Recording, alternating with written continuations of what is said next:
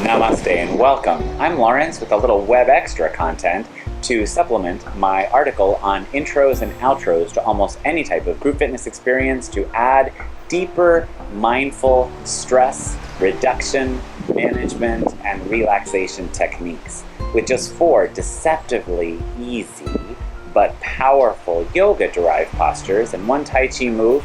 I talk in the article about aromatherapy. And I make my own in little bottles like this of green tea and add extract of peppermint and lavender, keep it in the refrigerator, and offer to my students as I pass it around. 1 spray on each wrist, and then 1 spray on the neck on each side. So 4 total. Or for roll-ons, a swipe, a swipe, a swipe, a swipe, and then pass the individual aromatherapy to the next person, instead of flooding the whole room with a specific scent in a very strong way, or some smoke from incense. The candle's aromatherapy, and it also is soy, and most importantly, as I discussed in the article, the lit flame is the symbol that we bring into our lives of focusing on the center of our heart space of the lotus. We also think about feeling, touch, hearing some light, non-distracting, perhaps chakra balancing music in the background. When we choose our words, we teach in great taste to add that sensorial experience of hearing and smelling and tasting, and of course, feeling and seeing with eyes dim. The 4 postures I mentioned with 1 Tai Chi move start with the Tai Chi Yoga Lotus. So we sit in a lotus position, and that could be ankles crossed like this, or it could be 1 leg in front, or for some of my participants they can only get in lotus in this type of a position. That's wonderful as well. Or some of my participants who want the true double cross lotus, Sukhasan, or the little toe on 1 quadricep and the little toe up and over on the other quadricep. All of those, of course, start on the ischial tuberosity, not on the gluteus maximus. Then from here, focusing on the flame with dim eyes, focusing on the lotus inside of us.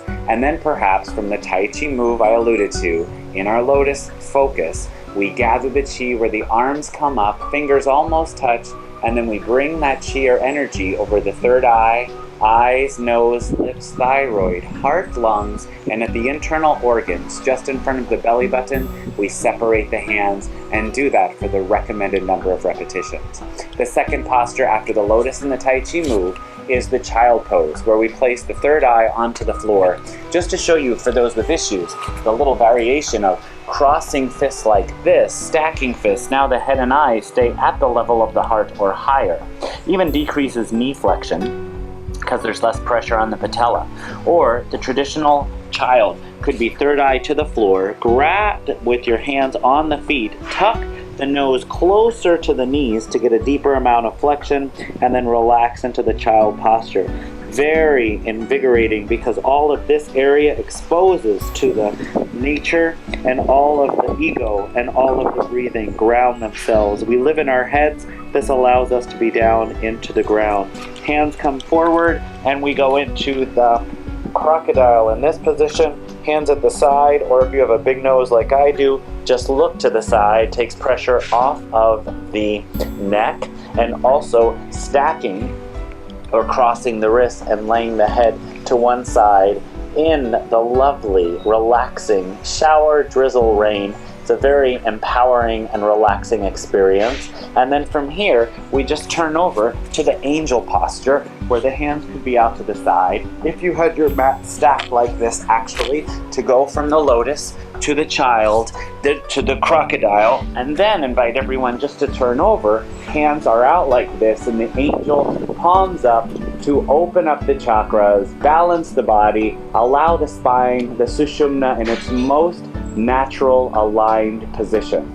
In this article, you'll notice that I give the mind something to do, and I give the body something to do simultaneously. So for the type A's and the people familiar with meditation, there's always something for the brain and the body and the breath to do simultaneously, so that no one feels that it is too spiritual or it is too physical, but it is combining the metaphor of the flame, bringing the flame inside, helping us connect to the lotus on all aspects. When we slow down and we not work out but work in, we really help connect to the child inside, to the lotus heart center. And then when we leave this experience, all the layers of the lotus, all the layers of ourselves, or the koshas in yoga, and all the subsequent experiences of life and the stresses outside don't bother us because we stay connected to that heart center through a rebalancing,